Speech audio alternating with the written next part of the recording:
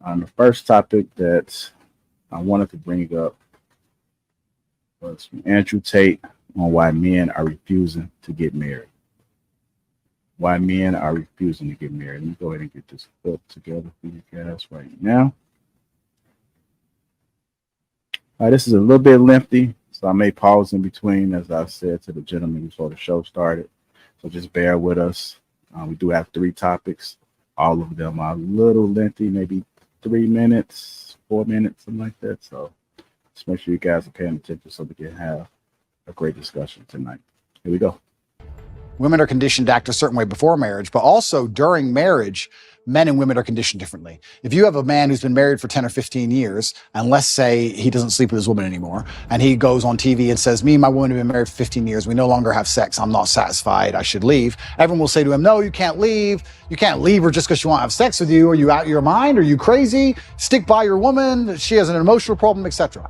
If you had a woman who said, I've been married for 15 years, I've been with him, I'm not attracted anymore, I don't have sex with him anymore, you deserve freedom, you can go get someone else, why are you putting up with this? His feelings aren't your responsibility. So it's actually very interesting also, the psyop happens post-marriage. Women are also attacked post-marriage to not try, not stick around, not worry about their husband's needs. Speaking to your point, one thing I speak to the young women that follow me about is making an effort after you get married. This idea, I was reading this ridiculous column, Ask Jane, where a guy was writing in earnest saying, I love my wife. She's a wonderful mother to our children. We've been married. She had one child. Two years later, she gained 50 pounds and hasn't lost it. Yeah. And the Jane wrote back to him and yelled at him for saying, he's like, I'm not attracted to her anymore. I don't want to.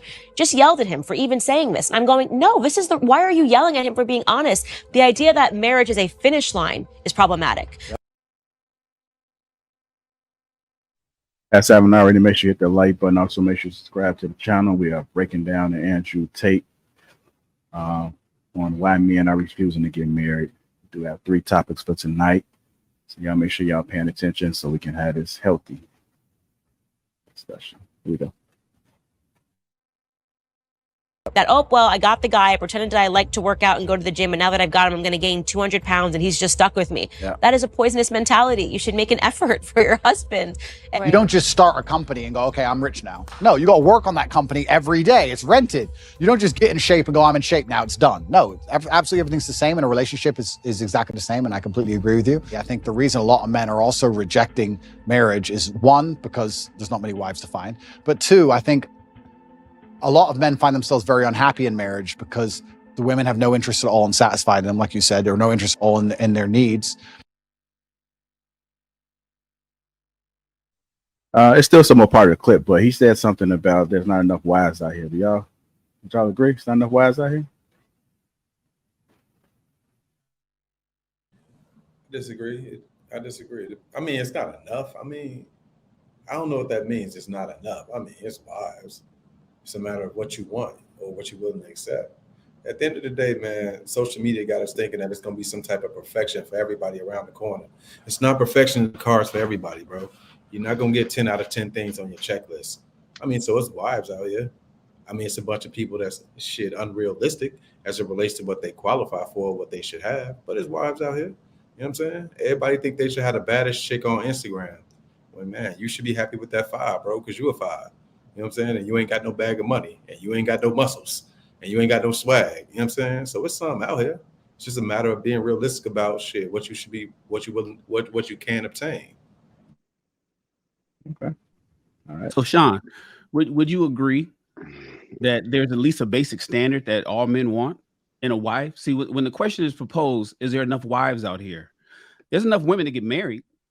I think there's plenty of women to get married. We got a surplus on that, of women that can get married and women that can be in matrimony with a man. But when I hear the question is, are there enough wives out there? To me, I'm looking at, and I hear what you're saying, because you're saying basically, what is what that guy wants is different than what that guy wants, who's different than what this guy wants, who's different than this guy. So it's hard to really answer that. But isn't there a common denominator amongst all the men that all of them want?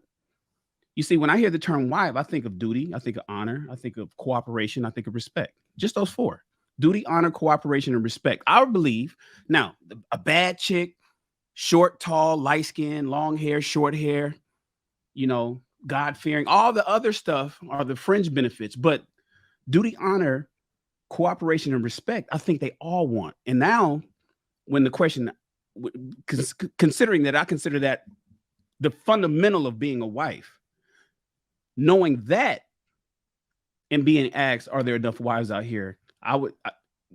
To just change the question, are there enough women out here who have duty on as a foremost, as a basic, has honor, has cooperation with her husband, and respect for that man?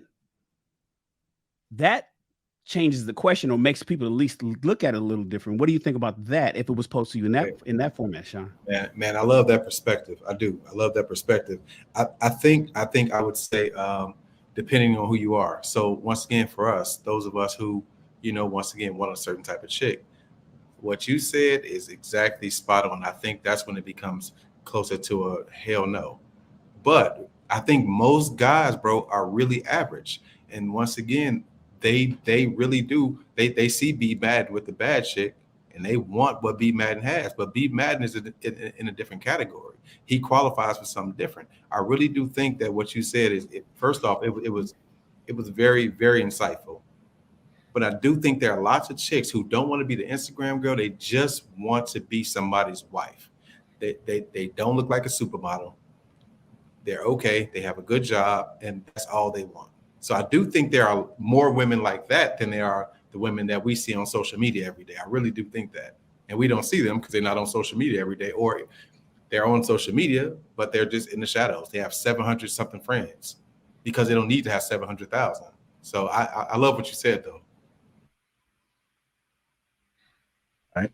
Let me go ahead and finish playing the rest of this clip so we can get back to it.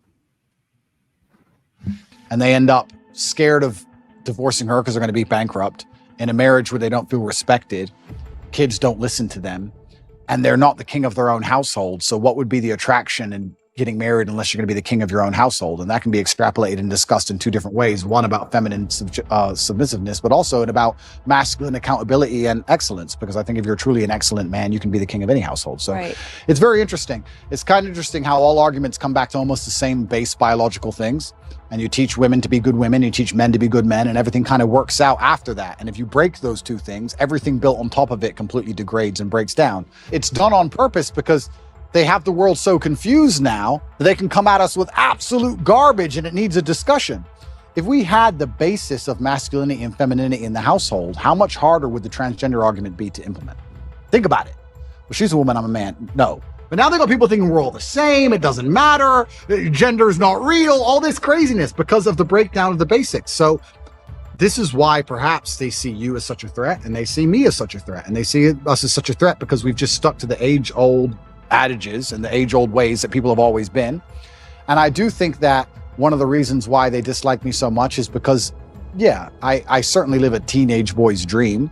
But if you want to inspire the next generation, how else are you going to do it, right? You have to have the fancy car and the big yacht and all these things. And by inspiring these men to stand up and think for themselves and resist the slave mind, it's doing genuine damage to their slave agenda. Genuine damage to their slave agenda. And I think that that's why I especially ended up targeted. I truly believe that's what's happening.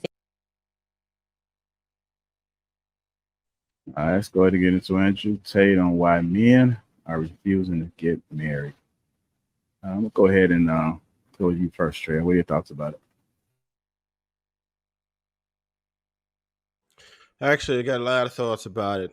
There's so much to touch on with this and every single problem that we have right now with marriage, right?